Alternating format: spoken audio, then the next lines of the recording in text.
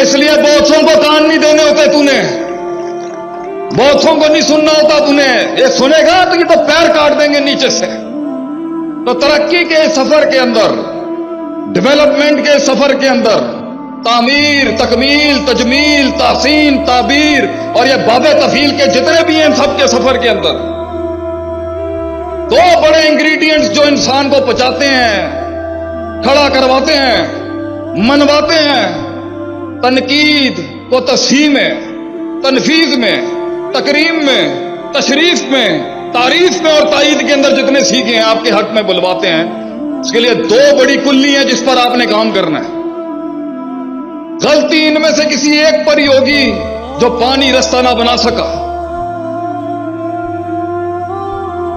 اللہ تعالیٰ قرآن میں کہتا ہے، ہم کیونکہ طفل مکتب ہیں اس فیلڈ کے، جاننا چاہتے تھے ہمیشہ سے کہ کیا ہوا جو ہم نہ کر سکے اور وہ کر گئے۔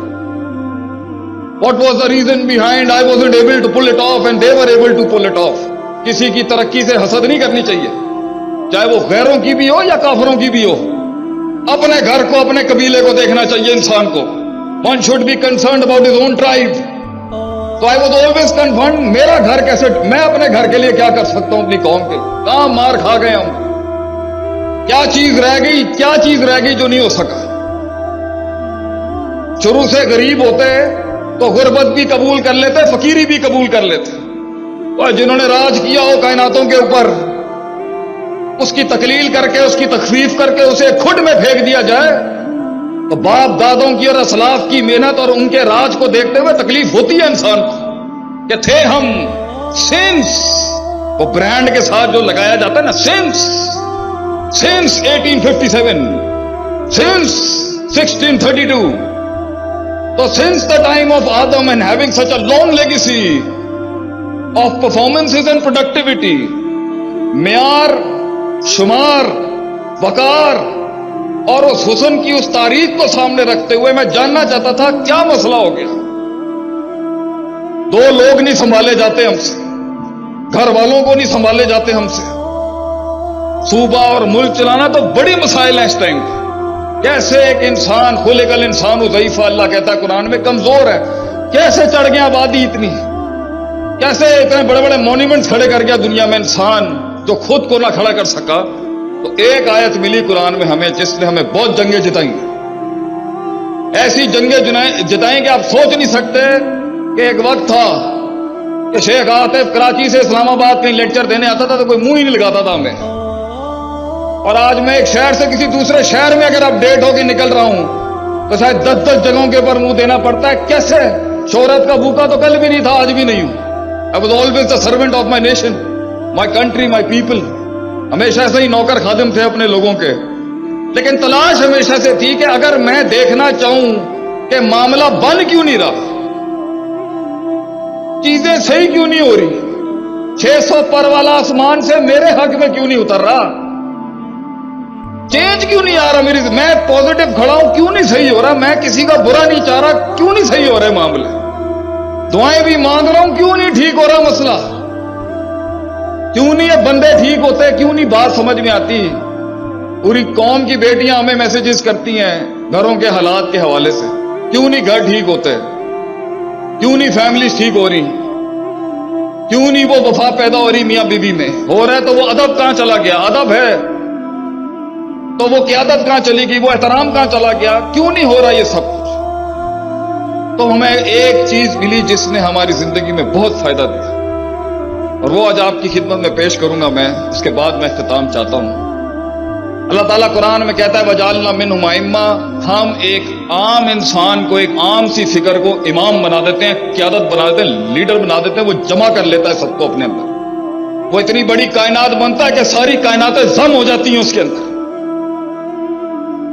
یہدون بامرنا، وہ ایسے چل رہا ہوتا ہے جیسے ڈیوائن گائیڈ لائن اس کو گائیڈ کر رہی ہو، اتنا سنکرونائزڈ ہوتا ہے وہ اللہ کے ڈاکٹر، وہ کائنات کی فطرت سے اتنا سنکرونائزڈ ہوتا ہے کہ ایسا لگ رہا ہوتا ہے کہ آسمان سے اصول اتر رہے ہیں اس کے، اتنا سنکٹ ہوتا ہے وہ اصولوں میں، فطرت میں، عادت میں، پریکٹیکلٹیز میں، تھیریٹکس میں، اصولوں میں، قواعد میں، ضوابط میں، اتنا انٹیگریٹڈ ہوتا ہے وہ اس بصیرت میں، اس نظیرت میں اتنا انٹیگریٹڈ ہوتا ہے کہ اصول سے ہٹ کے بات نہیں کرے گا وہ۔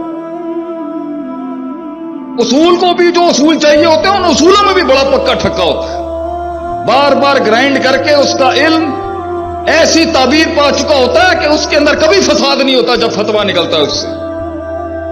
دو کام کر لے جب دو کام لما صبروا وكانوا بآياتنا يوقنون.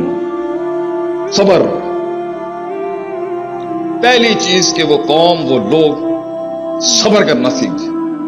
اور صبر کا مطلب یہ نہیں ہے کہ آفت آئی ہو تو آدمی برداشت کرے. یہ ایک بڑی اسپیسیفک ڈیفینیشن ہے اس کی. علمی لحاظ سے صبر کہتے ہیں وہ نہیں کرنا جو کرنے کا محل نہیں ہے.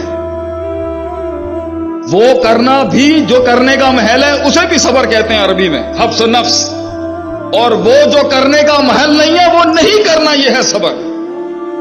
کہاں کتنی بات, 4 جملے تھے 6 جملے نہیں بولنا, یہ صبر. نفس کی گلاٹیوں پہ صبر. امید آؤٹ آف آرڈر ہے, امید تھامنے کا صبر. امید تھامے تو خوف نکل جائے, یہ صبر. خوف کو تھامے امید نکل جائے, یہ دونوں تھامے عشق محبت جان چھوڑ دیں, ان کو سنبھالنے کا صبر. الایمان بین الحب والرجاب الخوف کے بیچ میں وہ توازن لانے کا صبر. ان کو سنبھالنے کی کوشش کریں گے تو شیطان کے وسوسوں پہ صبر. شیطان کا وسوسہ سنبھالنا چاہیں گے تو شک اپنے گھوڑے لے کے آ جائے گا, اس کے خلاف صبر. شک اور یقین کی جنگ لڑی رہے ہوں گے, شہوت صبر کو توڑ دے گی, اس کے خلاف صبر.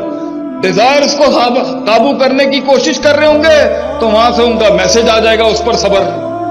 میسج کے اندر جو منفیت ہوگی یا کچھ اور چیز ہوگی اس سے بچنے لگیں گے تو ایک اور من الجنتی والناس کھڑا ہو جائے گا, اس کا صبر.